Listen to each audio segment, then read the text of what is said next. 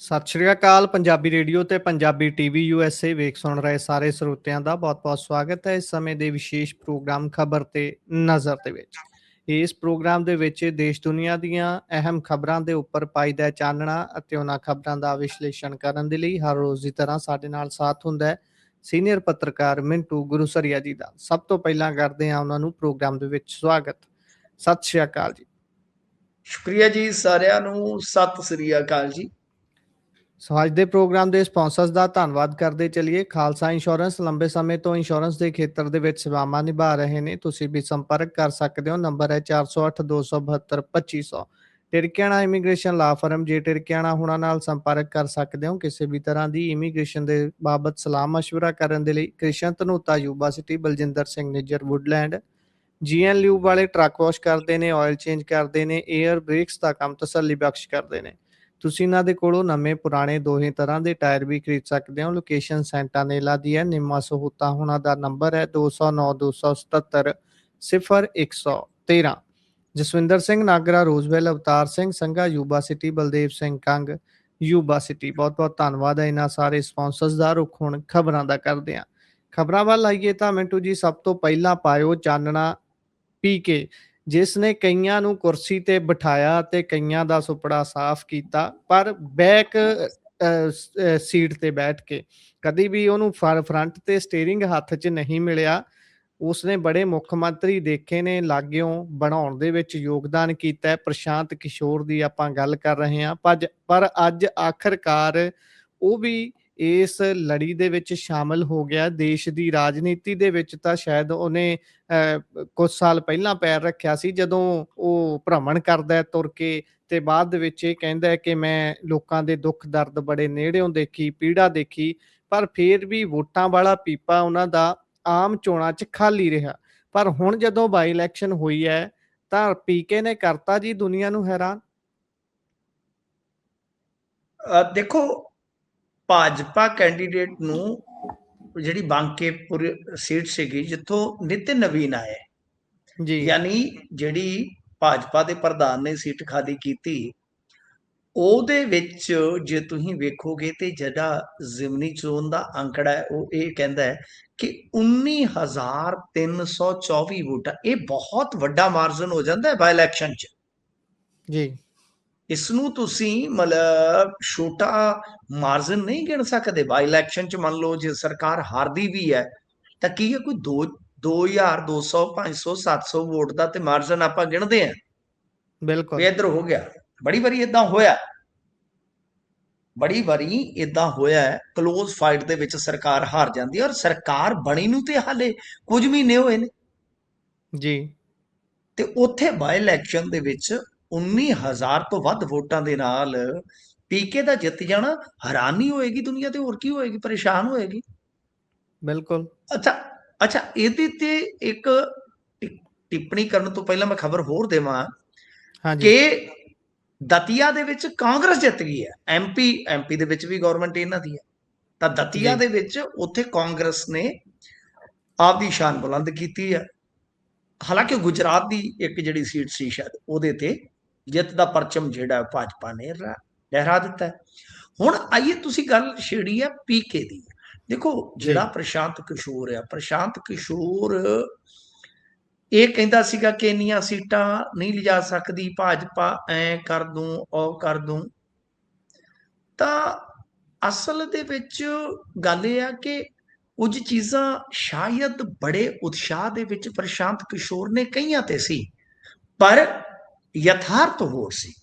ਪਰ ਜਲਦੀ, ਕਿਉਂਕਿ ਬਹੁਤ ਪੜ੍ਹਿਆ ਲਿਖਿਆ ਬੰਦਾ ਹੈ, ਬਹੁਤ ਸ਼ਾਰਪ ਹੈ, ਬਹੁਤ ਹੀ ਜ਼ਿਆਦਾ ਕਹਿ ਲਓ ਕਿ ਤੇਜ਼ ਤਰਾਰ ਬੰਦਾ ਹੈ, ਫਿਰ ਇਸਨੂੰ ਰਾਜਨੀਤੀ ਦੀ ਸਮਝ ਆਈ।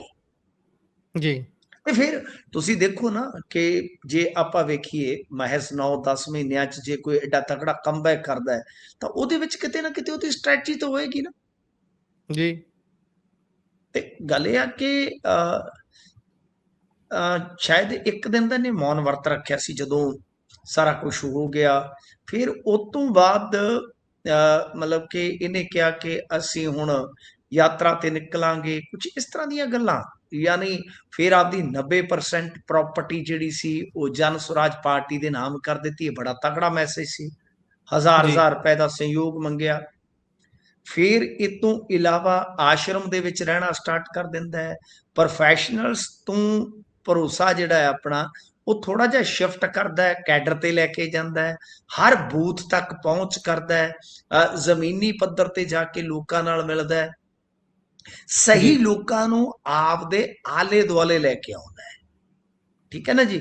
ਤੇ ਫਿਰ ਸਭ ਤੋਂ ਵੱਡੀ ਜਿਹੜੀ ਸਟ੍ਰੈਟਜੀ ਹੈ ਕਿ ਕਿੱਥੇ ਕਮਬੈਕ ਹੋਵੇ, ਤਾਂ ਤੁਹਾਡਾ ਕਮਬੈਕ ਜਦੋਂ ਬਾਂਕੀਪੁਰ ਸੀਟ ਨਵੀਨ ਦੇ ਭਾਜਪਾ ਦਾ ਕੌਮੀ ਪ੍ਰਧਾਨ ਬਣਨ ਤੋਂ ਖਾਲੀ ਹੋਈ, ਤਾਂ ਫਿਰ ਉੱਥੇ ਨੇ ਕਿਹਾ ਕਿ ਹੁਣ ਮੌਕਾ ਹੈ, ਲਾ ਦਿਓ ਜ਼ੋਰ। ਕਿ ਜੇ ਹਾਰ ਵੀ ਜਾਵਾਂਗੇ, ਤਗੜੀ ਟੱਕਰ ਦੇ ਕੇ ਹਾਰ ਜਾਵਾਂਗੇ, ਤਾਂ ਉਹ ਵੀ ਕਮਬੈਕ ਹੈ। ਪਰ ਗੱਲ ਇਹ ਆ ਕਿ ਆਂਦੇ ਹੁੰਦੇ ਆ ਨਾ, ਜਦੋਂ ਬੰਦਾ ਹਿੰਮਤ ਕਰਦਾ ਤੇ ਹਿੰਮਤੇ ਮਰਦ ਮਦਦੇ ਖੁਦਾ, ਕਿ ਠੀਕ ਉਸ ਵੇਲੇ ਜਦੋਂ ਇਲੈਕਸ਼ਨ ਬਿਲਕੁਲ ਚਰਮ ਤੇ ਸੀ, ਤਾਂ ਪੀਕੇ ਨੂੰ ਇੱਕ ਚੀਜ਼ ਨੇ ਬਹੁਤ ਜ਼ਿਆਦਾ ਬਈ ਐਡਵਾਂਟੇਜ ਦਿੱਤਾ। ਉਹ ਚੀਜ਼ ਕੀ ਸੀ? ਉਹ ਸੀ ਜ਼ੈਨਜ਼ੀ ਤੇ E20, ਜੀ, ਜਿਹੜੀ ਕਿ ਸਮਾਨਾਂਤਰ ਚੱਲ ਰਹੀ ਸੀ। ਇੱਕੋ ਹੀ ਚੀਜ਼ ਗਿਣਾਂਗੇ ਆਪਾਂ ਕਿ ਰੋਹ, ਜਨਤਾ ਦਾ ਰੋਹ, ਚਾਹੇ ਉਹ ਜ਼ੈਨਜ਼ੀ ਦੇ ਰੂਪ ਦੇ ਵਿੱਚ ਸੀ, ਚਾਹੇ ਐਥਨੋਲ 20 ਦੇ ਰੂਪ ਦੇ ਵਿੱਚ ਸੀ, ਕਿਉਂਕਿ ਭਾਜਪਾ ਕੋਈ ਨੈਰੇਟਿਵ ਸੈੱਟ ਹੀ ਨਹੀਂ ਕਰ ਸਕੀ। ਜੀ, ਬਿਹਾਰ ਦੇ ਵਿੱਚ ਤੁਹਾਨੂੰ ਪਤਾ ਹੀ ਆ, ਇਹਨਾਂ ਨੇ, ਕਿਉਂਕਿ ਸਟੂਡੈਂਟਸ ਦਾ ਜੇ ਆਪਾਂ ਦਿੱਲੀ ਤੋਂ ਬਾਅਦ ਅਸਰ ਦੇਖੀਏ ਤੇ ਸਭ ਤੋਂ ਜ਼ਿਆਦਾ ਬਿਹਾਰ 'ਚ ਸੀ। ਬਿਲਕੁਲ, ਤੇ ਪ੍ਰਸ਼ਾਂਤ ਕਿਸ਼ੋਰ ਯੂਥ ਨੂੰ ਤੁਹਾਨੂੰ ਪਤਾ ਅਪੀਲ ਕਰਦੇ ਆ, ਇਹਦੇ 'ਚ ਕੋਈ ਸ਼ੱਕ ਨਹੀਂ, ਕੋਈ ਦੋ ਰਾਏ ਨਹੀਂ, ਪੜ੍ਹੇ ਲਿਖੇ ਆ, ਬੜੀ ਸਰਲ ਭਾਸ਼ਾ ਦੇ ਵਿੱਚ ਗੱਲ ਕਰਨੀ ਜਾਣਦੇ ਆ, ਸਕੂਲਾਂ ਕਾਲਜਾਂ ਤੇ ਜੌਬਸ ਤੇ ਉਹ ਫੋਕਸ ਰਹਿੰਦੇ ਨੇ। ਮਤਲਬ ਕਿ ਇਹ ਚੀਜ਼ਾਂ ਪ੍ਰਸ਼ਾਂਤ ਕਿਸ਼ੋਰ ਦੇ ਹੱਕ 'ਚ ਗਈਆਂ। ਤੇ ਇੱਕ ਚੀਜ਼ ਹੋਰ ਵੀ ਜਿਹੜੀ ਫਾਇਦਾ ਕਰ ਗਈ ਕਿ ਲੋਕਾਂ ਨੇ ਕਾਂਗਰਸ ਜਾਂ ਜੋ ਲਾਲੂ ਪ੍ਰਸਾਦ ਯਾਦਵ ਦਾ ਮੁੰਡਾ ਹੈ, ਉਹਦੇ ਤੋਂ ਬਾਅਦ ਇੱਕ ਤੀਸਰਾ ਆਪਸ਼ਨ ਵੇਖਣਾ ਸ਼ੁਰੂ ਕਰ ਦਿੱਤਾ ਜੀ, ਕਿ ਉਹ ਵੀ ਅਜਮਾਇਆ। ਤਾਂ ਤੀਸਰਾ ਆਪਸ਼ਨ ਪ੍ਰਸ਼ਾਂਤ ਕਿਸ਼ੋਰ ਦੇ ਰੂਪ ਦੇ ਵਿੱਚ ਉਹਨਾਂ ਨੇ ਵੇਖਿਆ ਕਿ ਇਹ ਹੋ ਸਕਦਾ ਹੈ ਵੀ। ਸੋ ਇਹੀ ਕਾਰਨ ਮੋਟੇ-ਮੋਟੇ ਨਜ਼ਰ ਆਉਂਦੇ ਆ। ਬਾਕੀ ਹੁਣ ਤੁਸੀਂ ਦੇਖੋਗੇ ਬਈ ਗੱਲ ਅਸਲ ਦੇ ਵਿੱਚ ਕਿ ਇੱਕ ਤੇ ਇਹ ਹੁਣ ਪ੍ਰਸ਼ਾਂਤ ਕਿਸ਼ੋਰ ਬਾਈ ਜੀ, ਇਲੈਕਸ਼ਨ ਜਿੱਤਿਆ ਤਾਂ ਕਮਬੈਕ ਹੋ ਗਿਆ। ਦੂਜੀ ਗੱਲ ਇਹ ਹੈ ਕਿ ਆਪਸ਼ਨ, ਜਿਵੇਂ ਮੈਂ ਤੁਹਾਨੂੰ ਕਿਹਾ ਕਿ ਆਮ ਆਦਮੀ ਪਾਰਟੀ ਦੀ ਆਪਣੇ ਸਾਹਮਣੇ ਬੜੀ ਵੱਡੀ ਮਿਸਾਲ ਹੈ। ਉਹਨੇ ਬਿਲਕੁਲ, ਪਹਿਲਾਂ ਆਪਸ਼ਨ ਹੀ ਸੈੱਟ ਕੀਤਾ ਸੀਗਾ ਨਾ, ਜੀ, 4 MP ਜਿੱਤ ਕੇ ਵਿਰੋਧੀ ਧਿਰ 'ਚ ਜਾ ਕੇ, ਕਿਤੇ-ਕਿਤੇ ਮਤਲਬ ਕਿ ਅੱਛਾ ਪ੍ਰਦਰਸ਼ਨ ਕਰਕੇ। ਇਹ ਚੀਜ਼ ਦਾ ਅੱਗੇ ਜਾ ਕੇ ਫਾਇਦਾ ਹੋ ਸਕਦਾ ਹੈ। ਕਾਂਗਰਸ ਤੇ ਲਾਲੂ ਦੀ ਪਾਰਟੀ ਨੂੰ ਕਿਤੇ ਨਾ ਕਿਤੇ ਚਿੰਤਾਤੁਰ ਵੀ ਕਰ ਸਕਦੀ ਹੈ ਇਹ ਚੀਜ਼, ਇਹ ਜਿਹੜਾ ਵਾਰ ਹੋ ਰਿਹਾ ਹੈ ਪ੍ਰਸ਼ਾਂਤ ਕਿਸ਼ੋਰ ਦਾ। ਤੇ ਇਹ ਮੇਰੇ ਖਿਆਲ ਦੇ ਨਾਲ ਇਹਨਾਂ ਨੂੰ ਪਰੇਸ਼ਾਨ ਕਰਨ ਦਾ ਵੀ ਤੇ ਕਿਤੇ ਨਾ ਕਿਤੇ ਕਾਰਕ ਹੈ। ਬਿਲਕੁਲ। ਇਸ ਤੋਂ ਅੱਗੇ ਜੇਕਰ ਵਧੀਏ ਤਾਂ ਆਖਿਰਕਾਰ ਅੱਜ ਪੰਜਾਬ ਦੇ ਵਿੱਚ ਵੀ ਮੌਨਸੂਨ ਸੈਸ਼ਨ ਸ਼ੁਰੂ ਹੋ ਗਿਆ ਵਿਧਾਨ ਸਭਾ ਦਾ। ਪਹਿਲੇ ਦਿਨ ਦਾ ਇਜਲਾਸ ਕਿਹੋ ਜਿਹਾ ਰਿਹਾ ਹੈ? ਪਾਇਓ ਜ਼ਰਾ ਚਾਨਣਾ। ਅਕਾਊਂਟੇਬਿਲਿਟੀ ਦਾ ਸਵਾਲ ਇੱਥੇ ਵੀ ਆ ਖੜਾ ਹੋਇਆ। ਹਾਂ, ਦੇਖੋ ਗੱਲ ਇਹ ਆ ਕਿ ਅਕਾਊਂਟੇਬਿਲਿਟੀ ਦਾ ਸਵਾਲ ਤੇ ਹੈ, ਪਰ ਜਵਾਬਦੇਹੀ ਹੁਣ ਤੁਸੀਂ ਦੇਖੋ ਕਿ ਅੱਜ ਮੈਂ ਦੇਖ ਰਿਹਾ ਸੀਗਾ, ਸ਼ਾਇਦ ਉਸ ਗੱਲ ਤੇ ਆਪਾਂ ਅੱਗੇ ਵਿਸਥਾਰ ਨਾਲ ਵੀ ਗੱਲ ਕਰਨੀ ਚਾਹਾਂਗੇ ਕਿ ਅੱਜ ਜਦੋਂ ਮੁੱਖ ਮੰਤਰੀ ਪ੍ਰੈਸ ਨੂੰ ਬਰੀਫ ਕਰ ਰਹੇ ਸਨ, ਤਾਂ ਇੱਕ ਉਹ ਸਵਾਲ ਜਿਹੜਾ ਕਿ ਉਹਨਾਂ ਨੂੰ ਜਵਾਬਦੇਹ ਕਰਦਾ ਸੀ, ਉਹ ਉਸ ਸਵਾਲ ਦਾ ਜਵਾਬ ਦਿੱਤਿਆਂ ਬਗੈਰ ਉੱਥੋਂ ਖਿਸਕ ਗਏ। ਜੀ, ਤਾਂ ਜਵਾਬਦੇਹੀ ਜਦੋਂ ਮੁੱਖ ਮੰਤਰੀ ਸਾਹਮਣੇ ਪ੍ਰੈਸ ਦੇ ਖਲੋ ਕੇ ਨਹੀਂ ਆਪਣੀ ਤੈਅ ਕਰ ਪਾਉਂਦੇ, ਤਾਂ ਜੀ, ਫਿਰ ਜਵਾਬਦੇਹੀ ਸਦਨ ਦੇ ਵਿੱਚ ਇਹਨਾਂ ਦੀ ਕਾਹਦੀ ਹੈ ਸਾਹਿਬ। ਗੱਲ ਅਸਲ ਦੇ ਵਿੱਚ ਇਹ ਆ ਕਿ ਜਿਹੜਾ ਇਹ ਇਜਲਾਸ ਸ਼ੁਰੂ ਹੋਇਆ, ਇਹ ਦੋ ਤਿੰਨ ਚੀਜ਼ਾਂ ਦੇ ਮੱਦੇਨਜ਼ਰ ਬੜਾ ਮਹੱਤਵਪੂਰਨ ਸੀ। ਇੱਕ ਤੇ ਇਹ ਸਭ ਕਿ ਕੀ ਮਤਲਬ ਜਿਹੜੀ ਉਹ ਆਪਾਂ ਦੇਖੀ ਆ ਸੋਧ, ਵਿਵਾਦਤ ਸੋਧ, ਕਿ ਕੀ ਹੁਣ ਇਸ ਦਰਮਿਆਨ ਜਦੋਂ ਇਹ ਇਜਲਾਸ ਚੱਲਦਾ ਹੈ ਕਿ ਉਹ ਚੀਜ਼ ਜਿਹੜੀ ਹੈ ਉਹ ਹੁਣ ਆਪਣੇ ਸਾਹਮਣੇ ਆਏਗੀ ਦੁਬਾਰਾ। ਕਿਉਂਕਿ ਜੇ ਆਪਾਂ ਵੇਖੀਏ ਤਾਂ ਬਈ ਕਿਤੇ ਨਾ ਕਿਤੇ ਮਸਲਾ ਤੇ ਇਹ ਬਣ ਗਿਆ ਹੈ ਕਿ ਜਿਹੜੇ ਆਪਣੇ ਹੈਗੇ ਨੇ ਜਥੇਦਾਰ ਸਾਹਿਬ, ਉਹਨਾਂ ਨੇ ਤੇ ਕਾਂਟਾ ਹੀ ਮਾਰ ਦਿੱਤਾ ਜੀ ਕਿ ਜੀ ਅਸੀਂ ਇਹਨੂੰ ਪ੍ਰਵਾਨ ਨਹੀਂ ਕਰਦੇ। ਤਾਂ ਹੁਣ ਇਹ ਬੜੀ ਮਹੱਤਵਪੂਰਨ ਚੀਜ਼ ਹੋ ਜਾਂਦੀ ਹੈ ਗੁਰਪ੍ਰੀਤ, ਕਿ ਭਾਈ ਜਦੋਂ ਉਹਨਾਂ ਨੇ ਕਾਂਟਾ ਮਾਰ ਦਿੱਤਾ ਹੈ ਤਾਂ ਕੀ ਇਹਨੂੰ ਲਿਆਂਦਾ ਜਾਏਗਾ ਕਿ ਨਹੀਂ ਵਾਪਸ। ਠੀਕ ਹੈ ਜੀ, ਇੱਕ ਤੇ ਮਤਲਬ ਆਪਾਂ ਇਹਦੇ ਤੇ ਇਸ ਪੱਖ ਤੋਂ ਨਿਗਾਹ ਰੱਖ ਸਕਦੇ। ਇੱਕ ਦੋ ਗੱਲ ਹੋਰ ਨੇ ਜਿਹੜੇ ਮੇਰੇ ਖਿਆਲ ਦੇ ਨਾਲ ਲੈ ਕੇ ਆਉਣਗੇ। ਉਹ ਇੱਕ ਤੇ ਹੈਗਾ ਕਿ ਆਊਟਸੋਰਸ ਦੇ ਵਿੱਚ ਹੁਣ ਇਹ ਇੱਕ ਬਦਲਾਅ ਕਰਨਗੇ। ਇੱਕ ਬਦਲਾਅ ਇਹ ਕਰਨਗੇ ਕਿ ਲਓ ਜੀ ਠੇਕੇ ਤੇ ਅਸੀਂ ਰੱਖਣਾ ਤੇ ਆਪ ਹੀ ਰੱਖ ਲੈਂਦੇ ਹਾਂ। ਜੀ ਤੇ ਦੂਜੇ ਪਾਸੇ ਜੇ ਆਪਾਂ ਅੱਜ ਵੇਖੀਏ, ਜਿਵੇਂ ਹੀ ਕਹਿ ਲਓ ਕਿ ਥੋੜਾ ਮਾਮਲਾ ਸ਼ੁਰੂ ਹੁੰਦਾ ਹੈ ਕਾਰਵਾਈ ਦਾ, ਕਿਉਂਕਿ ਪਹਿਲਾਂ ਤੇ ਆਪਾਂ ਨੂੰ ਪਤਾ ਹੀ ਆ ਇਹ ਸ਼ਰਧਾਂਜਲੀ ਵਗੈਰਾ ਦਿੰਦੇ ਆ, ਉਸ ਤੋਂ ਬਾਅਦ ਜਿਵੇਂ ਹੀ ਇਹ ਮਾਮਲਾ ਅੱਗੇ ਵੱਧਦਾ ਕਾਰਵਾਈ ਦੇ ਰੂਪ ਦੇ ਵਿੱਚ, ਤਾਂ ਗੁਰਪ੍ਰੀਤ ਬੜੀ ਇੱਕ ਇੰਟਰਸਟਿੰਗ ਚੀਜ਼ ਵਾਪਰਦੀ ਹੈ, ਬਹੁਤ ਹੀ ਇੰਟਰਸਟਿੰਗ ਚੀਜ਼। ਉਹ ਇਹ ਆ ਕਿ ਨਾਲ ਦੀ ਨਾਲ ਹੰਗਾਮਾ ਸ਼ੁਰੂ ਹੋ ਜਾਂਦਾ ਪੇਪਰ ਲੀਕ ਤੇ। ਜੀ ਜਿਹੜੇ ਪ੍ਰਤਾਪ ਸਿੰਘ ਬਾਜਵਾ ਉਹ ਵੀ ਹਮਲਾਵਰ ਹੁੰਦੇ ਆ, ਉਸ ਤੋਂ ਬਾਅਦ ਸੁਖਪਾਲ ਸਿੰਘ ਖਹਿਰਾ, ਤੇ ਸਭ ਤੋਂ ਵੱਡੀ ਗੱਲ ਕਿ ਸਿੱਖਿਆ ਮੰਤਰੀ ਹਰਜੋਤ ਸਿੰਘ ਬੈਂਸ ਅੱਜ ਬੜੇ ਤਲਖ ਮਿਜ਼ਾਜ ਸਨ। ਤੇ ਗੱਲ ਇਹ ਆ ਕਿ ਇੱਥੋਂ ਤੱਕ ਕਹਿ ਗਏ ਇੱਥੇ ਬੈਠੋ ਪੂਰੀ ਤਿਆਰੀ ਨਾਲ ਆਇਆ ਤਾਂ ਫਿਰ ਕੀ ਹੋ ਗਿਆ, ਅੰਗਰੇਜ਼ੀ ਪੜ੍ਹਨੀ ਆਂਦੀ ਆ, ਕੱਲੀ ਤੈਨੂੰ ਨਹੀਂ ਆਂਦੀ, ਬਹਿਸ ਕਰਾਂਗੇ ਕੁਐਸਚਨ ਜੀ ਆਵਰ ਤੋਂ ਬਾਅਦ, ਪੂਰੀ ਤਿਆਰੀ ਨਾਲ ਆਇਆ ਅੱਜ ਬੇਟਾ, ਆ ਜਾ ਪੁੱਤ। ਮਤਲਬ ਇੱਕ ਨੂੰ ਕਹਿ ਰਹੇ ਸਨ ਸੁਖਪਾਲ ਸਿੰਘ ਖਹਿਰਾ ਨੂੰ, ਬਹੁਤ ਸੀਨੀਅਰ ਨੇ ਸੁਖਪਾਲ ਸਿੰਘ ਖਹਿਰਾ ਇਹਨਾਂ ਤੋਂ, ਪਰ ਬਾਵਜੂਦ ਇਸ ਤੇ ਕਿਉਂਕਿ ਇਹਨਾਂ ਨੂੰ ਕਾਫੀ ਟਾਰਗੇਟ ਤੇ ਲਿਆ ਗਿਆ, ਇਸੇ ਦੇ ਚੱਲਦੇ ਆ ਇਹ ਥੋੜਾ ਜਿਹਾ ਅੱਜ ਗਰਮ ਸਨ। ਇਹ ਤੋਂ ਇਲਾਵਾ ਮਨਪ੍ਰੀਤ ਸਿੰਘ ਇਆਲੀ ਮੇਰੇ ਖਿਆਲ ਦੇ ਨਾਲ ਅੱਜ ਥੋੜਾ ਜਿਹਾ ਥੜਕ ਗਏ। ਉਹਨਾਂ ਨੇ ਖਾਲੜਾ ਵਾਲਾ ਮੁੱਦਾ ਚੁੱਕਿਆ। ਜੀ ਜਦੋਂ ਖਾਲੜਾ ਜੀ ਦਾ ਮੁੱਦਾ ਚੁੱਕਿਆ ਤਾਂ ਹਰਪਾਲ ਚੀਮਾ ਨੇ ਉਲਟਾ ਉਹਨਾਂ ਨੂੰ ਕੋਈ ਮਤਲਬ ਕਿ ਜ਼ਿਆਦਾ ਮਿਹਨਤ ਕੀਤੇ ਤੋਂ ਬਗੈਰ ਘੇਰ ਲਿਆ ਜੀ ਕਿ ਭਾਈ ਅਕਾਲੀ ਦਲ ਨੇ ਤੇ ਵਾਅਦਾ ਕੀਤਾ ਸੀ ਨਿਆਂ ਦਿਵਾਵਾਂਗੇ, ਤੇ ਮਤਲਬ ਜਦੋਂ ਸੁਮੇਧ ਸੈਣੀ ਜਾਂ ਇਜ਼ਹਾਰ ਆਲਮ ਨੂੰ ਟਿਕਟਾਂ ਦਿੱਤੀਆਂ ਜਾ ਰਹੀਆਂ ਸੀ, ਪ੍ਰਮੋਸ਼ਨਾਂ ਦਿੱਤੀਆਂ ਜਾ ਰਹੀਆਂ ਸੀ, ਤੁਸੀਂ ਕਿਉਂ ਨਹੀਂ ਬੋਲੇ। ਮਤਲਬ ਕਿ ਇਆਲੀ ਸਾਹਿਬ ਸ਼ਾਇਦ ਕਿਤੇ ਨਾ ਕਿਤੇ ਕਹਿ ਲਈਏ ਕਿ ਜਿਹੜੀ ਤਿਆਰੀ ਚਾਹੀਦੀ ਸੀ ਉਹਦੇ ਤੋਂ ਥੋੜਾ ਜਿਹਾ ਮਾਰ ਖਾ ਗਏ ਕਾਫੀ। ਇਹ ਵੀ ਮੇਰੇ ਖਿਆਲ ਦੇ ਨਾਲ ਵੇਖਣ ਵਾਲੀ ਗੱਲ ਆ ਕਿ ਅਮਰਤਪਾਲ ਸਿੰਘ ਦੀ ਪਾਰਟੀ ਨੂੰ ਤੁਸੀਂ ਉੱਥੇ ਰਿਪਰੈਜ਼ੈਂਟ ਕਰ ਰਹੇ ਹੋ ਇਸ ਵੇਲੇ ਤੱਕ, ਤਾਂ ਤੁਹਾਨੂੰ ਪੂਰੀ ਤਿਆਰੀ ਦੇ ਨਾਲ ਜਾਣਾ ਚਾਹੀਦਾ, ਕਿਉਂਕਿ ਅਮਰਤਪਾਲ ਸਿੰਘ ਦੀ ਇੱਕ ਖਾਸੀਅਤ ਹੈ, ਤੁਸੀਂ ਚਾਹੇ ਜੀ ਉਹਦੇ ਵਿਚਾਰਕ ਵਿਰੋਧੀ ਹੋਵੋ ਚਾਹੇ ਉਹਦੇ ਸਮਰਥਕ ਹੋਵੋ, ਇੱਕ ਖਾਸੀਅਤ ਹੈ ਕਿ ਉਹ ਜਿਸ ਵੀ ਮੁੱਦੇ ਤੇ ਅਮਰਤਪਾਲ ਸਿੰਘ ਬੋਲਦਾ ਬਾਕਮਾਲ ਤੇ ਪਕੜ ਰੱਖਦਾ। ਬਿਲਕੁਲ ਇਹ ਗੱਲ ਵਿਰੋਧੀ ਵੀ ਇਸ ਗੱਲ ਦੇ ਕਾਇਲ ਕਿ ਭਾਈ ਪ੍ਰਭਾਵਸ਼ਾਲੀ ਹੈ, ਤਿਆਰੀ ਪ੍ਰਭਾਵਸ਼ਾਲੀ ਹੁੰਦੀ ਹੈ। ਸੋ ਤੁਸੀਂ ਜਦੋਂ ਇਸ ਤਰ੍ਹਾਂ ਦੀ ਪਾਰਟੀ ਨੂੰ, ਇਸ ਤਰ੍ਹਾਂ ਦੀ ਵਿਚਾਰਧਾਰਾ ਨੂੰ ਰਿਪਰੈਜ਼ੈਂਟ ਕਰ ਰਹੇ ਹੋ ਤਾਂ ਮੇਰੇ ਖਿਆਲ ਦੇ ਨਾਲ ਤਿਆਰੀ ਬਿਹਤਰ ਚਾਹੀਦੀ ਹੈ। ਖੈਰ, ਇਸ ਤੋਂ ਇਲਾਵਾ ਜੇ ਆਪਾਂ ਭਗਵੰਤ ਮਾਨ ਹੋਰਾਂ ਦੀ ਗੱਲ ਕਰੀਏ ਤੇ ਉਹਨਾਂ ਨੇ ਇਹ ਕਿਹਾ ਕਿ ਪ੍ਰਧਾਨ ਮੰਤਰੀ ਦੀ ਖੁਦ ਦੀ ਡਿਗਰੀ ਨਹੀਂ ਮਿਲ ਰਹੀ ਹੈ, ਲੇਕਿਨ ਜੀ ਉਹ ਪ੍ਰੀਖਿਆ ਤੇ ਚਰਚਾ ਕਰਦੇ ਆ, ਪੇਪਰ ਲੀਕ ਰੋਕਣ ਲਈ ਫਾਸਟ ਟਰੈਕ ਅਦਾਲਤਾਂ ਗਠਿਤ ਕਰਨ ਦੀ ਗੱਲ ਕਰਦੇ ਆ, ਤੇ ਨਾਲ ਉਹਨਾਂ ਨੇ ਕਾਂਗਰਸ ਵਿਧਾਇਕਾਂ ਦੇ ਬਾਈਕਾਟ ਤੇ ਤੰਜ਼ ਕਰਦਿਆਂ ਕਿਹਾ ਕਿ ਇਹ 2027 ਦਾ ਨਕਸ਼ਾ ਹੈ, ਸ਼ਾਇਦ ਉੱਥੇ ਹੀ ਵਿਧਾਇਕ ਬਿਠਾਣੇ ਹੋਣਗੇ। ਇਸ ਤੋਂ ਬਾਅਦ ਸਦਨ ਦੀ ਕਾਰਵਾਈ ਜਿਹੜੀ ਹੈ ਕੱਲ ਤੱਕ ਯਾਨੀ 10 ਵਜੇ ਤੱਕ ਮੁਲਤਵੀ ਕਰ ਦਿੱਤੀ ਗਈ ਹੈ। ਤਾਂ ਮੋਟਾ ਮੋਟੀ ਇਹੀ ਦੋ ਤਿੰਨ ਬਿੰਦੂ ਸਨ। ਪੇਪਰ ਲੀਕ ਵਾਲਾ ਮਸਲਾ ਜਿਹਦੇ ਚ ਬੈਂਸ ਹੋਰਾਂ ਨੇ ਕਿਹਾ ਕਿ ਪੇਪਰ ਲੀਕ ਨਹੀਂ ਹੋਇਆ, ਉਹਨਾਂ ਨੇ ਸਾਰੇ ਯੰਤਰ ਦਿਖਾਏ ਕਿ ਕਿੱਡਾ ਕੁ ਫੋਨ ਸੀ, ਬਿਲਕੁਲ ਛੋਟਾ, ਕਿੱਡਾ ਕੁ ਮਤਲਬ ਕਿ ਜਿਹੜਾ ਉਹ ਕੰਨਾਂ ਚ ਪਾਉਣ ਵਾਲਾ, ਕਿ ਇਸ ਨੂੰ ਤਾਂ ਮੁੜ ਕੇ ਜਿਵੇਂ ਉਹ ਚਿਮਟੀ ਹੁੰਦੀ ਆ ਮੈਡੀਕਲ ਲਾਈਨ ਦੇ ਵਿੱਚ ਡਾਕਟਰ ਚਿਮਟੀ ਇਸਤੇਮਾਲ ਕਰਦੇ ਕਿ ਉਹਦੇ ਨਾਲ ਕੱਢਿਆ ਜਾਂਦਾ। ਯਾਨੀ ਉਹਨਾਂ ਨੇ ਦੱਸਿਆ ਕਿ ਅਸੀਂ ਤੇ ਇਸ ਤਰ੍ਹਾਂ ਦੇ ਚੀਟ ਸਕੈਮ ਨੂੰ ਫੜਿਆ ਹੈ। ਤੋ ਜੀ ਖੈਰ 14 ਤੋਂ ਲੈ ਕੇ ਕਹਿੰਦੇ ਕਿ ਹੁਣ ਤੱਕ 93 ਪੇਪਰ ਲੀਕ ਹੋਏ ਆ, ਇਹ ਡਾਟਾ ਲੈ ਕੇ ਆਏ ਸਨ ਇੱਧਰ।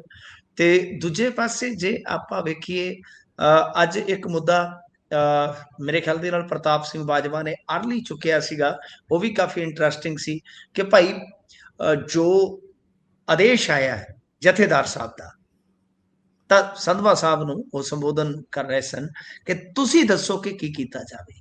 ਤਾਂ ਉਹਨਾਂ ਨੇ ਜੀ, ਫਿਰ ਉੱਥੇ ਰਲਾ ਮਿਲਾ ਕੇ ਕਹਿ ਲਓ ਕਿ ਇੱਕ ਵਿਚਾਲੜਾ ਜਿਹਾ ਰਸਤਾ ਕੱਢਦੇ ਆ, ਇਹ ਗੱਲ ਕਹੀ ਕਿ ਸੰਗਤ ਗੁਰੂ ਤੋਂ ਵੀ ਉੱਤੇ ਹੁੰਦੀ ਹੈ ਤੇ ਸੰਗਤ ਦਾ ਹੀ ਇਹ ਚੁਣਿਆ ਮਤਲਬ ਕਿ ਹਾਊਸ ਹੈ। ਤਾਂ ਉਹਨਾਂ ਨੇ ਇੱਥੇ ਜੇ ਲਿਆ ਕੇ ਗੱਲ ਮੁਕਾ ਦਿੱਤੀ, ਯਾਨੀ ਸਪਸ਼ਟ ਕੁਝ ਨਹੀਂ ਕਰ ਸਕੇ।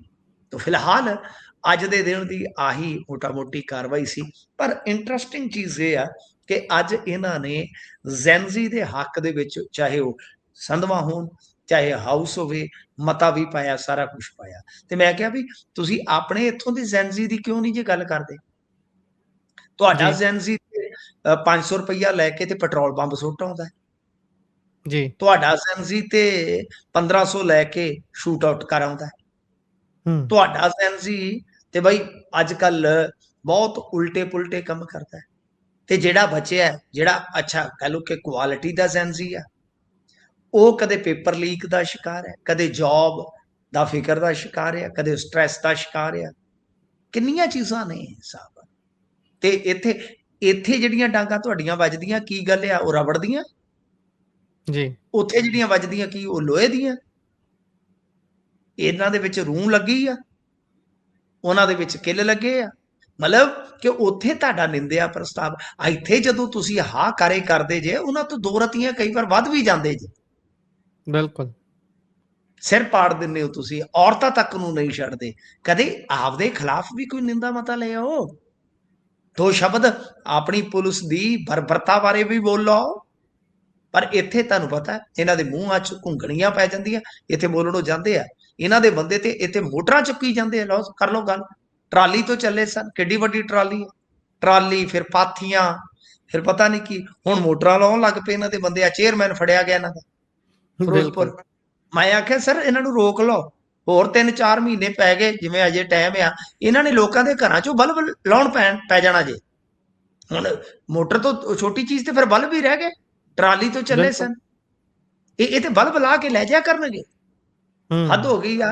ਇਹੋ ਜਿਹਾ ਇਹਨਾਂ ਦਾ ਇੱਥੇ ਤਾਣਾ ਬਾਣਾ ਬਣਿਆ ਪਿਆ। ਤੇ ਇਹ ਬਸ ਇਹਨਾਂ ਨੂੰ ਉਹੀ ਜ਼ੈਨਜ਼ੀ ਜਾਂ ਇਹ ਚੀਜ਼ਾਂ ਦੇ ਦਿੱਤੀਆਂ। ਇੱਥੋਂ ਵਾਲੀ ਗੱਲ ਕੋਈ, ਬਸ ਇੱਥੇ ਤਾਂ ਸਭ ਕੁਝ ਠੀਕ ਹੈ। ਬਿਲਕੁਲ, ਬਿਲਕੁਲ। ਇਸ ਤੋਂ ਅੱਗੇ ਚੱਲੀਏ ਤਾਂ ਉੱਧਰ ਇੱਕ ਹੋਰ ਝਟਕੇ ਦੀ ਗੱਲ ਕਰ ਲੈਂਦੇ ਹਾਂ। ਪੰਜਾਬ ਸਰਕਾਰ ਦੇ ਲਈ ਤਾਂ ਇਹ ਸ਼ਾਇਦ ਬਹੁਤ ਵੱਡਾ ਝਟਕਾ ਹੋਵੇ, ਪਰ ਮੁਲਾਜ਼ਮਾਂ ਦੇ ਲਈ ਖੁਸ਼ੀ ਦੀ ਖਬਰ ਜ਼ਰੂਰ ਹੈ।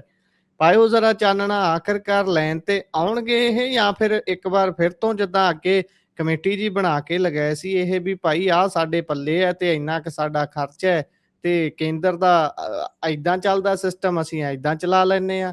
ਕੋਈ ਕਹਾਣੀ ਨਵੀਂ ਘੜਨਗੇ ਜਾਂ ਫਿਰ ਹੁਣ ਦੇਣਾ ਹੀ ਪਊਗਾ? ਤੁਹਾਨੂੰ ਯਾਦ ਹੋਣਾ ਮੈਂ ਇੱਕ ਦਿਨ ਤੁਹਾਨੂੰ ਜਸਟਿਸ ਹਰਪ੍ਰੀਤ ਸਿੰਘ ਬਰਾੜ ਹੋਰਾਂ ਬਾਰੇ ਦੱਸਿਆ ਸੀ, ਸ਼ਾਇਦ ਜੇ ਜੀ, ਤੁਹਾਨੂੰ ਯਾਦ ਹੋਵੇ, ਕਿ ਉਹ ਇਸ ਤਰ੍ਹਾਂ ਦੇ ਫੈਸਲੇ ਉਹਨਾਂ ਨੇ ਜਿਹੜੇ ਦਿੱਤੇ ਆ। ਤੇ ਮੈਂ ਨਾਲ ਉਦੋਂ ਇੱਕ ਪੋਸਟ ਵੀ ਲਿਖਿਆ ਸੀਗਾ ਕਿ ਮੈਂ ਇਹਨਾਂ ਨੂੰ ਜਵਾਨੀ ਦੇ ਵਿੱਚ ਕੰਮ ਕਰਦਿਆਂ ਦੇਖਿਆ ਬਤੌਰ ਵਕੀਲ। ਇਹ ਸਾਡੇ ਇਲਾਕੇ ਦੇ ਆ। ਤਾਂ ਮੈਂ ਇੱਕ ਗੱਲ ਉਸ ਤਜਰਬੇ ਤੋਂ, ਅੱਜ ਤੋਂ ਇਹ 25-30 ਸਾਲ ਪੁਰਾਣੀ ਗੱਲ ਆ, ਜੀ, ਤੇ ਮੈਂ ਕਿਹਾ ਸੀਗਾ ਕਿ ਜਿੰਨਾ ਕੁ ਮੈਂ ਉਸ ਜੋਸ਼ੀਲੇ ਨੌਜਵਾਨ ਨੂੰ ਜਾਣਦਾ ਕਿ ਇਹਦੇ ਗੱਡੇ ਫਟੇ ਚੋਂ ਕਿੱਲ ਨਹੀਂ ਕੋਈ ਪੁੱਟ ਸਕਦਾ, ਜੀ, ਤੁਰੇ ਫਿਰੋ ਜਿੱਥੇ ਮਰਜੀ। ਫੈਸਲਾ ਹਰਪ੍ਰੀਤ ਸਿੰਘ ਬਰਾੜ ਹੋਰਾਂ ਨੇ ਦਿੱਤਾ ਸੀ। ਇਹਨਾਂ ਨੇ ਉਸ ਨੂੰ ਚੈਲੰਜ ਕਰਕੇ ਡਿਵੀਜ਼ਨਲ ਬੈਂਚ ਕੋਲ ਲੈ ਕੇ ਗਏ।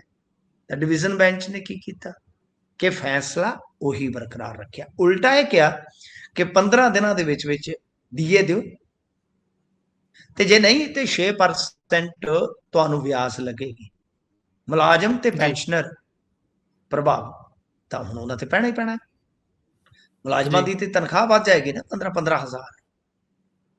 ਤਾਂ ਗੱਲ ਇਹ ਆ ਕਿ ਭਾਈ ਖੁਸ਼ੀ ਦੀ ਲਹਿਰ ਦੌੜ ਗਈ, ਖੁਸ਼ੀ ਜੀ, ਦੀ ਲਹਿਰ ਦੌੜ ਗਈ ਮੁਲਾਜ਼ਮਾਂ ਤੇ ਪੈਨਸ਼ਨਰਾਂ ਦੇ ਵਿੱਚ, ਤੇ ਕਮਾਲ ਹੋ ਗਈ। ਤਾਂ ਯਾਨੀ ਇੱਥੋਂ ਤੱਕ ਆਰਡਰ ਪਾਸ ਕੀਤਾ ਹੈ ਹਾਈ ਕੋਰਟ ਨੇ ਕਿ ਫਜ਼ੂਲ ਦੇ ਖਰਚੇ ਬੰਦ ਕਰੋ। ਉਦੋਂ ਹੂੰ, ਤੱਕ ਤੁਸੀਂ ਕੋਈ ਵੱਡੀ ਐਡਵਰਟਾਈਜ਼ਮੈਂਟ ਨਹੀਂ ਦੇ ਸਕਦੇ, ਕੋਈ ਬੇਲੋੜਾ ਖਰਚ ਨਹੀਂ ਕਰ ਸਕਦੇ, ਜਦੋਂ ਤੱਕ ਡੀਏ ਦਾ ਭੁਗਤਾਨ ਨਹੀਂ ਕਰਦੇ। ਹੁਣ ਆਪਸ਼ਨ 2 ਨੇ ਸਰ, ਕਿ ਜਾਂ ਤਾਂ ਮੁਲਾਜ਼ਮਾਂ ਦੀ ਝੋਲੀ ਦੇ ਵਿੱਚ ਡੀਏ ਪਾ ਦਿਓ, ਤੇ ਉਹਦੇ ਜੀ, ਵਾਸਤੇ ਤੁਹਾਨੂੰ ਚਾਹੀਦਾ ਹੈ ਘੱਟੋ ਘੱਟ 15,000 ਕਰੋੜ ਰੁਪਇਆ। ਤੇ ਜੇ ਨਹੀਂ ਤੇ ਇਸ ਫੈਸਲੇ ਨੂੰ ਸੁਪਰੀਮ ਕੋਰਟ ਦੇ ਵਿੱਚ ਚੈਲੰਜ ਕਰ ਦਿਓ। ਹੁਣ ਜੇ ਚੈਲੰਜ ਕਰਦੇ ਆ ਗੁਰਪ੍ਰੀਤ, ਤਾਂ 8 ਲੱਖ ਪੈਨਸ਼ਨਰ ਤੇ ਮੁਲਾਜ਼ਮ, ਜੀ ਕਿਉਂਕਿ ਹਾਈ ਕੋਰਟ ਦਾ ਮਾਮਲਾ ਕੁਝ ਹੋਰ ਹੁੰਦਾ, ਜਦੋਂ ਤੁਸੀਂ ਸੁਪਰੀਮ ਕੋਰਟ ਜਾਂਦੇ ਹੋ ਤਾਂ ਉਹਦਾ ਮੈਸੇਜ ਬਹੁਤ ਵੱਡਾ ਹੁੰਦਾ ਹੈ ਕਿ ਸੁਪਰੀਮ ਕੋਰਟ ਜਾਣ ਵੇਲੇ ਵੀ ਸੋਚਣਾ ਪਵੇਗਾ ਕਿ 8 ਲੱਖ ਮੁਲਾਜ਼ਮ ਤੇ ਪੈਨਸ਼ਨਰ ਦਾ ਮਤਲਬ ਇਹ ਹੈ ਕਿ ਤੁਸੀਂ 8 ਲੱਖ ਫੈਮਿਲੀ ਨੂੰ ਨਾਰਾਜ਼ ਕਰਨ ਦਾ ਰਿਸਕ ਲੈ ਰਹੇ ਹੋ, ਜੀ ਕਿਉਂਕਿ ਇੱਕ ਮੁਲਾਜ਼ਮ ਇੱਕ ਫੈਮਿਲੀ। ਬਿਲਕੁਲ ਤਾਂ ਇਹ ਆਪਣੇ ਆਪ ਦੇ ਵਿੱਚ ਬਹੁਤ ਵੱਡੀ ਗੱਲ ਆ, ਬਹੁਤ ਵੱਡੀ ਗੱਲ ਆ।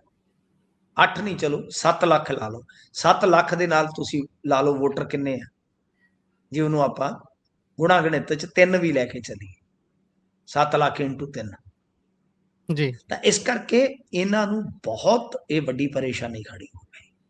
ਜੇ ਇੰਨਾ ਵੱਡਾ ਸਰਮਾਇਆ ਦਿੰਦੇ ਆ ਤੇ ਪੱਲੇ ਹੈ ਹੀ ਕੁਛ ਨਹੀਂ, ਇਹਨਾਂ ਦਾ ਕਰਜ਼ਾ ਵੀ ਨਹੀਂ ਮਿਲਣਾ ਇਹਨਾਂ ਨੂੰ ਬਾਜ਼ਾਰ ਚ। ਹੁਣ ਇਹ ਫਸ ਗਏ। ਮੈਂ ਕਿਹਾ ਹੁਣ ਚੂ ਚੂ ਨਾ ਕਰਿਓ, ਹੁਣ ਤੁਸੀਂ ਮੁਲਾਜ਼ਮਾਂ ਦੇ ਖਾਤਿਆਂ ਦੀ ਟੂ ਟੂ ਕਰਾ ਕੇ ਦਿਖਾਓ। ਬੜੇ ਟੂ ਟੂ ਕਰਦੇ ਸੀ, ਟੂ ਟਾਂ ਹੋ ਗਈ। ਹੁਣ ਮੈਂ ਕਿਹਾ ਚੀ ਚੀ ਹੋਣੀ ਆ ਤੁਹਾਡੀ, ਚੀਕਾਂ ਮਾਰੋਗੇ ਵੀ। ਹੁਣ ਉਦਣ ਤੇ ਬੜਾ ਹੁਬ ਕੇ ਕਹਿੰਦੇ ਸੀ ਆ ਗਏ ਨਾ ਪੈਸੇ, ਆ ਹੁਣ ਖੁਸ਼ ਹੋ ਬੀਬੀਓ, ਸੂਟ ਸਵਾ ਲਓ, ਸੁਰਖੀ ਬਿੰਦੀ ਲੈ ਲਓ, ਨਿਆਣਿਆਂ ਦਾ ਮਾਮਾ। ਹਾਂਜੀ। ਤੇ ਹੁਣ ਨਿਆਣਿਆਂ ਦਾ ਤੇ ਬੰਦਾ ਪੁੱਛੇ ਇਹ ਜਿਹੜੀਆਂ ਮੁਲਾਜ਼ਮਤ ਕਰਦੀਆਂ ਨੇ ਧੀਆਂ ਭੈਣਾਂ, ਵੀ ਇਹਨਾਂ ਦਾ ਨਹੀਂ ਮਾਮਾ ਬਣਨਾ ਹੁਣ ਇਹਨਾਂ ਦੇ ਜਵਾਕਾਂ ਦੇ ਵੀ ਮਾਮਾ ਬਣ ਜਾਓ। ਇਹ ਮੱਧ ਪ੍ਰਦੇਸ਼ ਵਾਲੇ ਸ਼ਿਵਰਾਜ ਸਿੰਘ ਚੌਹਾਨ ਵਾਂਗੂ ਮਾਮਾ ਹੀ ਬਣ ਜਾਓ, ਪੱਕਾ ਤੁਹਾਡਾ ਨਾਂ ਹੀ ਪੱਕ ਜਾਏਗਾ ਮਾਮਾ।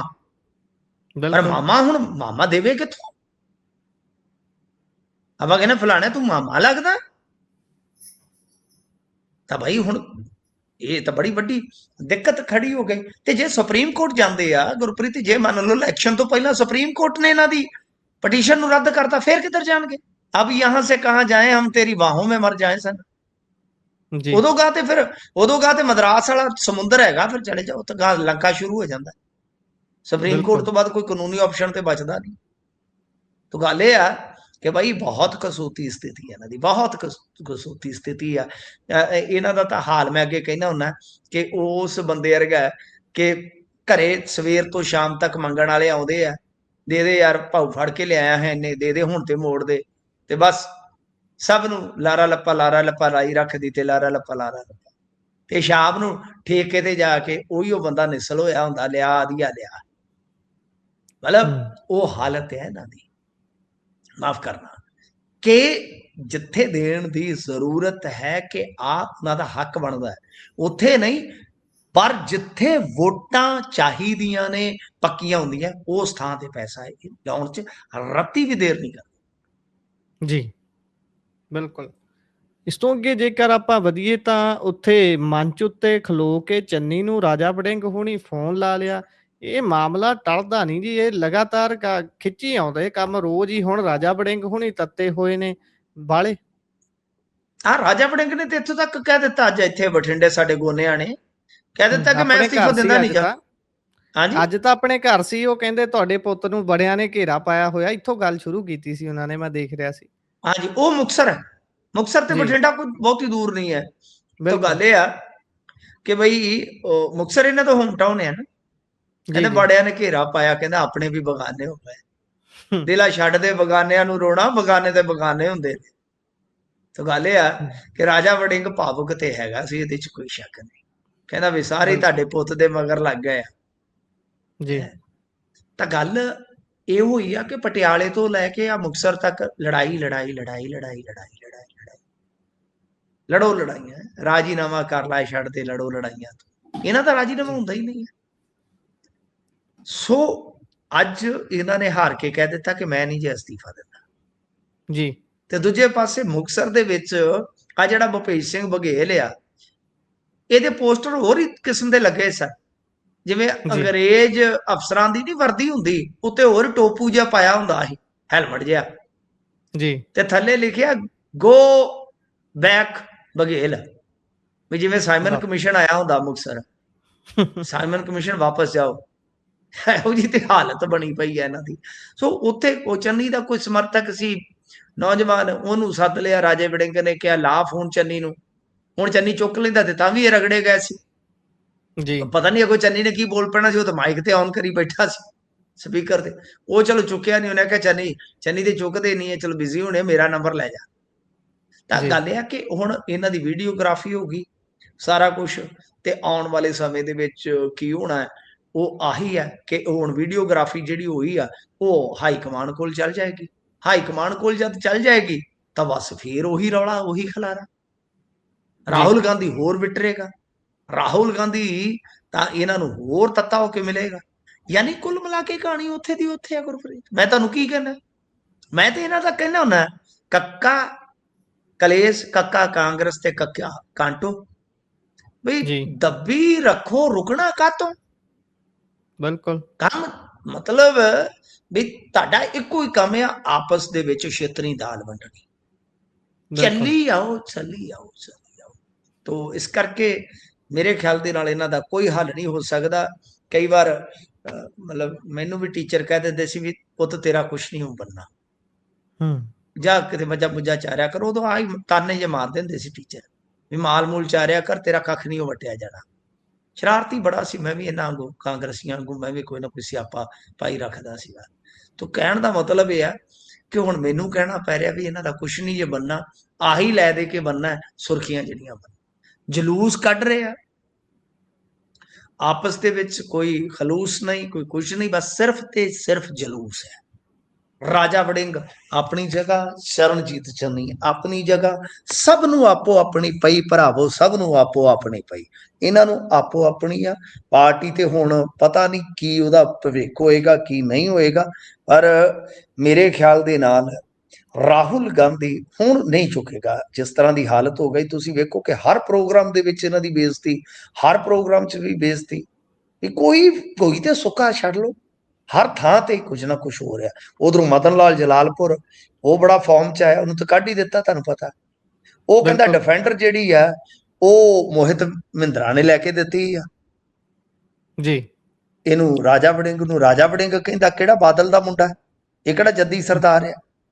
ਹੂੰ ਮੈਂ ਕਿਹਾ ਹੁਣ ਜੇ ਇਹ ਤਾਂ ਫੁੱਲਣ ਬੈਠੇ ਮਦਨ ਲਾਲ ਜੀ, ਤੇ ਫਿਰ ਬੜੇ ਰਗੜੇ ਜਾਣੇ ਆ ਜਿਹੜੇ ਬਿਲਕੁਲ ਜੱਦੀ ਸਰਦਾਰ ਨਹੀਂ ਸੀਗੇ, ਪਰ ਅੱਜ ਕੱਲ ਜੱਦੀ ਸਰਦਾਰਾਂ ਤੋਂ ਵੀ ਕਿਤੇ ਅੱਗੇ ਆ। ਤਾਂ ਇਹਨਾਂ ਦੀ ਕਹਾਣੀ ਖਰਾਬ ਹੀ ਆ ਕੁੱਲ ਮਿਲਾ ਕੇ। ਜਿਵੇਂ ਅੱਜ ਮੌਸਮ ਖਰਾਬ ਹੈ ਨਾ ਕਈ ਜ਼ਿਲ੍ਹਿਆਂ 'ਚ ਪੰਜਾਬ ਅੰਦਰ, ਇਹਨਾਂ ਦਾ ਵੀ ਮੌਸਮ ਖਰਾਬ ਹੀ ਆ ਸਰ। ਬਿਲਕੁਲ ਬਿਲਕੁਲ ਇਸ ਤੋਂ ਅੱਗੇ ਜੇਕਰ ਵਧੀਏ ਤਾਂ ਉਧਰ ਵਿਧਾਇਕ ਪੁੱਤਰਾਂ ਦੇ ਆਖਿਰਕਾਰ ਅਸਤੀਫਾ ਹੋ ਗਿਆ ਹੈ ਪੁੱਤਰਾਂ ਦਾ, ਤੇ ਪਹਿਲਾਂ ਚੰਨ ਚਾੜ ਲਏ ਜਿਹੜੇ ਚਾੜਨੇ ਸੀ। ਹਾਂ, ਇਹਨਾਂ ਦਾ ਵੀ ਚੰਗਾ ਸਿਆਪਾ ਪਿਆ। ਦੇਖੋ ਜੀ ਗੱਲ ਇਹ ਆ ਕਿ ਅਸਲ ਦੇ ਵਿੱਚ ਗੁਰਪ੍ਰੀਤ, ਇਹਨਾਂ ਨੇ ਨਾ, ਮੈਂ ਅੱਗੇ ਵੀ ਤੁਹਾਨੂੰ ਕਿਹਾ, ਇਹ ਮੁੱਦਾ ਸ਼ੁਰੂ 'ਚ ਮੈਂ ਚੱਕਿਆ ਸੀਗਾ, ਠੀਕ ਹੈ ਜੀ। ਜੀ ਫਿਰ ਚਲੋ ਮੇਨ ਸਟ੍ਰੀਮ ਦੇ ਮੀਡੀਆ ਨੇ ਵੀ ਇਸ ਨੂੰ ਕਵਰ ਕੀਤਾ। ਤਾਂ ਇਹ ਬੜਾ ਘਟੀਆ ਕੰਮ ਸੀ ਇਹਨਾਂ ਦਾ। ਘਟੀਆ ਕੰਮ ਇਉਂ ਸੀਗਾ ਕਿ ਜੇ ਆਪਾਂ ਇਸ ਚੀਜ਼ ਨੂੰ ਵੇਖੀਏ, ਪਰਿਵਾਰਵਾਦ ਨੂੰ ਨਿੰਦ ਕੇ ਇੱਥੋਂ ਤੱਕ ਆਏ ਸਨ। ਪਰਿਵਾਰਵਾਦ ਜਿਹੜਾ ਨਿੰਦ ਕੇ ਇੱਥੋਂ ਤੱਕ ਕੋਈ ਬੰਦਾ ਜਾਂਦਾ ਹੈ, ਤਾਂ ਉਸ ਬੰਦੇ ਦੇ ਰਾਜ ਦੇ ਵਿੱਚ ਜੇ ਪਰਿਵਾਰਵਾਦ ਇਸ ਕਦਰ ਹਾਵੀ ਹੋ ਜਾਵੇ, ਇਸ ਤਰ੍ਹਾਂ ਹਾਵੀ ਹੋ ਜਾਵੇ ਕਿ ਬਈ ਹੁਣ ਤੁਸੀਂ ਵੇਖੋ ਕਿ 2 ਵਿਧਾਇਕ ਹੈ, ਤੇ ਗਾਂ 2 ਵਿਧਾਇਕਾਂ ਦੇ ਕਾਉਂਸਲਰਾਂ ਨੂੰ, 2 ਵਿਧਾਇਕਾਂ ਦੇ ਮੁੰਡਿਆਂ ਨੂੰ ਕਾਉਂਸਲਰ ਬਣਾ ਦਿੱਤਾ ਜਾਂਦਾ। ਤੁਸੀਂ ਅੰਦਾਜ਼ਾ ਲਾਓ ਕਿ ਪਰਿਵਾਰਵਾਦ ਕਿਸ ਕਦਰ ਹਾਵੀ ਹੈ ਜੀ। ਪਰਿਵਾਰਵਾਦ ਵੀ ਜਿਹੜੇ ਪਰਿਵਾਰਵਾਦ ਨੂੰ ਤੁਸੀਂ ਨਿੰਦ ਕੇ ਆਏ ਸੀਗੇ, ਉਹ ਪਰਿਵਾਰਵਾਦ ਅੱਜ ਕਿਸ ਕਦਰ ਹਾਵੀ ਹੈ ਕਿ ਨਾ ਸਿਰਫ ਉਹਨਾਂ ਨੂੰ ਕਾਉਂਸਲਰਾਂ ਦੀਆਂ ਟਿਕਟਾਂ ਦਿੱਤੀਆਂ ਜਾਂਦੀਆਂ, ਜਿਤਾਇਆ ਜਾਂਦਾ ਹੈ, ਬਲਕਿ ਫਿਰ FNCC ਕਮੇਟੀ 'ਚ ਪਾਇਆ ਜਾਂਦਾ ਹੈ। ਬਿਲਕੁਲ ਤੇ ਉਹ ਚੈਲੰਜ ਹੁੰਦਾ ਹੈ ਹਾਈ ਕੋਰਟ ਦੇ ਵਿੱਚ। ਹੁਣ ਮੇਅਰ ਨੂੰ ਨੋਟਿਸ ਹੋ ਗਿਆ ਕਿ ਜਵਾਬ ਦਿਓ, ਤੇ ਜਦੋਂ ਰੂਲਿੰਗ ਪੜ੍ਹਾਈ ਗਈ ਕਿ ਰੂਲ ਕੀ ਕਹਿੰਦਾ ਹੈ, ਉਸ ਰੂਲ ਦੇ ਵਿੱਚ ਤੇ ਇਹ ਬਣ ਹੀ ਨਹੀਂ ਸੀ ਸਕਦੇ। ਕਾਇਦੇ ਦੇ ਮੁਤਾਬਕ ਕਾਉਂਸਲਰਾਂ ਨੇ ਵੋਟਿੰਗ ਕਰਕੇ 2 ਬੰਦੇ ਚੁਣਨੇ ਹੁੰਦੇ ਆ। ਇਹਨਾਂ ਨੇ ਕੀ ਕੀਤਾ ਕਿ ਇਹਨਾਂ ਨੇ ਉਹ ਬੰਦੇ ਜਿਹੜੇ ਸੀਗੇ ਸਿਲੈਕਟਡ ਕਿਹਾ 2 ਬੰਦੇ ਹੋਣਗੇ ਕਮੇਟੀ 'ਚ। ਤਾਂ ਇਸ ਵਾਸਤੇ ਇਹਨਾਂ ਦਾ ਇਹ ਜਿਹੜਾ ਕੰਮ ਸੀ ਬਹੁਤੀ ਦੇਰ ਨਹੀਂ ਚੱਲ ਸਕਿਆ। ਹੁਣ 7 ਤਰੀਕ ਨੂੰ ਫੇਰ ਹਾਈ ਕੋਰਟ ਨੇ ਇਹਨਾਂ ਨੂੰ ਮਤਲਬ ਕਿ ਥੰਮਣਾ ਸੀਗਾ, ਫੇਰ ਘੇਰਨਾ ਸੀ। ਉਹ ਤੋਂ ਪਹਿਲਾਂ ਹੀ ਇਹ ਛੱਡ ਕੇ ਮਟਰ ਪਨੀਰ ਨਿਕਲ ਗਿਆ ਪਤਲੀ ਗਲੀ ਤਾਂ ਨਹੀਂ। ਇੱਕ ਤੇ ਮਦਨ ਲਾਲ ਬੱਗਾ ਵਿਧਾਇਕ ਦਾ ਮੁੰਡਾ ਅਮਨ ਜੀ ਬੱਗਾ ਤੇ ਦੂਜਾ ਕੁਲਵੰਤ ਸਿੱਧੂ ਦਾ ਮੁੰਡਾ ਯੁਵਰਾਜ ਸਿੱਧੂ, ਇਹਦੇ ਸਿੱਧੇ ਹੋ ਗਏ, ਨਿਕਲ ਗਏ ਬਹਿ ਕੇ। ਇਹਨਾਂ ਨੂੰ ਪਤਾ ਸੀਗਾ ਕਿ ਬੜੀ ਸਾਡੀ ਤੇ ਉੱਥੇ ਬਈ ਰੇਲ ਬੰਨੀ ਆ, ਬਹੁਤ ਰੇਲ ਬੰਨੀ ਆ ਹਾਈ ਕੋਰਟ ਦੇ ਵਿੱਚ, ਕਿਉਂਕਿ ਕਹਿਣ ਲਈ ਕੁਝ ਹੈ ਹੀ ਨਹੀਂ ਹੈ ਗੁਰਪ੍ਰੀਤ। ਔਰ ਅੱਗੇ ਵੀ ਮੈਂ ਗੱਲ ਕੀਤੀ ਸੀ, 550 ਕਰੋੜ ਦੇ ਪ੍ਰੋਜੈਕਟ ਇਹਨਾਂ ਦੇ ਕਰਕੇ ਅੜ ਗਏ। ਜੀ 550 ਕਰੋੜ ਤੇ ਉਧਰੋਂ ਮੌਨਸੂਨ ਆ, ਉਧਰੋਂ ਤੁਹਾਨੂੰ ਪਤਾ ਸਫਾਈ ਕਰਮਚਾਰੀਆਂ ਦੀ ਹੜਤਾਲ ਸੀ, ਤੇ ਇਹ ਇਹਨਾਂ ਦੇ ਇੱਕ ਫੈਸਲੇ ਨੇ ਆਹ ਕੁਛ ਕੀਤਾ। ਇਹ ਹੁੰਦੀ ਆ ਕਾਬਲੀਅਤ ਨਾ ਸਮਝੀ ਇਹਨਾਂ ਸਾਰੀਆਂ ਚੀਜ਼ਾਂ ਦੀ, ਆਪਾਂ ਸਿੱਟੇਬਾਜ਼ੀ ਜਦੋਂ ਦੇਖਦੇ ਆ। ਕਾਬਲੀਅਤ ਕੀ ਚੀਜ਼ ਹੁੰਦੀ ਹੈ, ਨਾ ਸਮਝੀ ਕੀ ਚੀਜ਼ ਹੁੰਦੀ ਆ, ਫੈਸਲੇ ਲੈਣ ਦੀ ਆਜ਼ਾਦੀ ਕੀ ਹੁੰਦੀ ਆ, ਫੈਸਲੇ ਥੋਪਣ ਦਾ ਕੰਮ ਕੀ ਹੁੰਦਾ, ਤੇ ਉਹਦੇ ਨਤੀਜੇ ਕੀ ਨਿਕਲਦੇ ਆ, ਇਹਨਾਂ ਨੂੰ ਪੁੱਛ ਲਓ। ਇਹ ਕਹਿਣਗੇ ਕਿ ਸਾਡੇ ਜਿੰਨਾ ਸਿਆਣਾ ਕੋਈ ਨਹੀਂ ਹੈਗਾ ਧਰਤੀ ਤੇ, ਹੈ ਨਹੀਂਗਾ, ਉੱਤੇ ਆਕਾਸ਼ ਤੇ ਕੋਈ ਬੈਠਾ ਰੱਬ ਤੇ ਸਿਆਣਾ ਹੋ ਸਕਦਾ, ਉਹਦੇ ਨਾਲ ਸਾਡੀ ਕੋਈ ਤੁਲਨਾ ਨਹੀਂ ਹੈਗੀ, ਧਰਤੀ ਤੇ ਸਾਡੇ ਜਿੰਨਾ ਕੋਈ ਸਿਆਣਾ ਨਹੀਂ ਹੈਗਾ। ਬਿਲਕੁਲ। ਉਧਰ ਕਾਕਰੋਚ ਜਨਤਾ ਪਾਰਟੀ ਵਾਲੇ ਵੀ ਪਰਸੋਂ ਨੂੰ ਇਕੱਠੇ ਹੋ ਰਹੇ ਨੇ ਅਗਲੀ ਰਣਨੀਤੀ ਤਿਆਰ ਕਰਨ ਦੇ ਲਈ। ਕੀ ਲੱਗਦਾ ਹੈ ਜੀ, ਕੋਈ ਕਰਨਗੇ ਵੋਟਾਂ ਵਾਲੇ ਪਾਸੇ ਨੂੰ ਰੁਖ, ਜਾਂ ਫਿਰ ਤੋਂ ਇੱਕ ਵਾਰ ਚੱਕਣਗੇ ਡੰਡੀ ਡੋਰਾ ਕਿਸੇ ਹੋਰ ਗੱਲ ਤੇ ਧਰਨਾ ਲਾਉਣ ਲਈ? ਨਹੀਂ, ਕਾਕਰੋਚ ਤੇ ਚਲੋ ਉਹ ਤੇ ਮੀਟਿੰਗ ਤੇ ਕਰ ਲੈਣ ਉਹਨਾਂ ਦੇ ਨੇਤਾ, ਕਿਤੇ ਕਾਕਰੋਚ ਸਾਰੇ ਇਕੱਠੇ ਨਾ ਹੋ ਜਾਣ। ਅੱਗੇ ਗੱਲ ਕਰਕੇ ਤਾਂ ਹਟੇ ਆ, ਦਿੱਲੀ ਦੇ ਵਿੱਚ ਫੇਰ ਨਾ ਆ ਜਾਣ। ਅਮਿਤ ਸ਼ਾਹ ਤੇ ਅਜੇ ਤੱਕ ਨਹੀਂ ਲੱਭੇ, ਹੁਣ ਸੋਮਵਾਰ ਉਮੀਦ ਸੀ ਕਿ ਸ਼ਾਇਦ ਲੱਭ ਜਾਣ, ਬਿਲਕੁਲ ਉਹ ਤੇ ਲੱਭਦੇ ਨਹੀਂ ਆ, ਸਦਨ 'ਚ ਹੀ ਨਹੀਂ ਆਉਂਦੇ ਜੀ। ਤੇ ਇਧਰੋਂ ਦੀਪਕੇ ਦੇ ਖਿਲਾਫ ਸ਼ਿਕਾਇਤ ਇਹਨਾਂ ਨੇ ਕਰ ਦਿੱਤੀ, ਇਹਨਾਂ ਦਾ ਹੀ ਬੰਦਾ ਗੁਜਰਾਤ 'ਚ ਹੀ ਸ਼ਿਕਾਇਤਾਂ ਕਰਦੇ ਆ ਨਾ ਜੀ, ਕਿ ਇੱਕ ਜੇਈ ਦਾ ਮੁੰਡਾ ਬਾਹਰ ਕਿਵੇਂ ਪੜ ਗਿਆ। ਮੈਂ ਕਿਹਾ ਵੀ ਇਦਾਂ ਤੇ ਅੱਧੇ ਪੰਜਾਬ ਦੀ ਸਾਡੇ ਦੀ ਇਨਵੈਸਟੀਗੇਸ਼ਨ ਹੋ ਜਾਣੀ ਚਾਹੀਦੀ ਆ। ਸਾਡੇ ਤੇ ਬਥੇਰੇ ਕਿੱਲੇ 1.5 ਕਿੱਲੇ ਵਾਲਿਆਂ ਦੇ ਬੱਚੇ ਵੀ ਵੇਚ ਵੱਟ ਕੇ ਭੇਜੇ ਹੋਏ ਆ, ਕਈਆਂ ਨੇ ਬੇਜ਼ਮੀਨੇ ਵੀ ਗਏ ਆ। ਮਤਲਬ ਕਿ ਕਮਾਲ ਦੀਆਂ ਗੱਲਾਂ ਹੁੰਦੀਆਂ ਨੇ। ਫੜੋ ਫੜਾਈ ਸਟੂਡੈਂਟਾਂ ਦੀ ਹਾਲੇ ਵੀ ਜਾਰੀ ਆ, ਸੁਪਰੀਮ ਕੋਰਟ 'ਚ ਸੁਣਵਾਈ ਵੀ ਹੋਣੀ ਸੀਗੀ। ਤਾਂ ਕੁੱਲ ਮਿਲਾ ਕੇ ਕਹਿ ਸਕਦੇ ਆ ਕਿ ਇਸੇ ਦਰਮਿਆਨ ਇੱਕ ਮਹੱਤਵਪੂਰਨ ਇਹਨਾਂ ਦੀ ਮੀਟਿੰਗ ਹੈ ਦੀਪਕੇ ਦੇ ਘਰ 5 ਨੂੰ। ਉਹ ਤੋਂ ਬਾਅਦ ਪਤਾ ਲੱਗੂਗਾ, ਸਥਿਤੀ ਸਾਫ਼ ਹੋਊਗੀ ਕਿ ਕੀ ਕੋਈ ਦੁਬਾਰਾ ਇਸ ਤਰ੍ਹਾਂ ਦਾ ਅੰਦੋਲਨ ਕਰਨ ਦਾ ਕੋਈ ਸੱਦਾ ਮਿਲਦਾ, ਕਾਲ ਆਉਂਦੀ ਹੈ ਗੁਰਪ੍ਰੀਤ ਕਿ ਨਹੀਂ ਆਉਂਦੀ।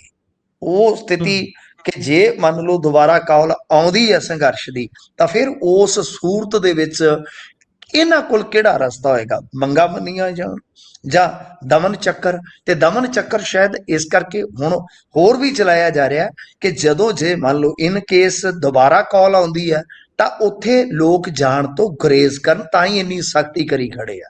ਵੈਸੇ ਡੋਵਾਲ ਤੇ ਕਹਿੰਦੇ ਕਿ ਸ਼ਾਹ ਦੀਆਂ ਟੀਮਾਂ ਲੱਗੀਆਂ ਹੋਈਆਂ ਨੇ, ਸਭ ਅਸੈਸਮੈਂਟ ਕੀਤੀ ਜਾ ਰਹੀ ਆ, ਤੇ ਫੰਡਿੰਗ ਦੇ ਬਹਾਨੇ ਕੁਝ ਫੰਡਾ ਕਰਨ ਦੇ ਚੱਕਰ ਦੇ ਵਿੱਚ ਹੈਗੇ ਆ ਕਿ ਤਗੜੇ ਬੰਦਿਆਂ ਨੂੰ ਇਹਦੇ ਵਿੱਚ ਘੇਰਿਆ ਜਾਵੇ। ਜੀ, ਇਸੇ ਦੇ ਨਾਲ ਪ੍ਰੋਗਰਾਮ ਦਾ ਸਮਾਂ ਇੱਥੇ ਸਮਾਪਤ ਹੁੰਦਾ। ਤੁਸੀਂ ਜੁੜੇ ਜਾਣਕਾਰੀਆਂ ਸਾਂਝੀਆਂ ਕੀਤੀਆਂ, ਬਹੁਤ ਬਹੁਤ ਧੰਨਵਾਦ ਜੀ। ਧੰਨਵਾਦ ਜੀ।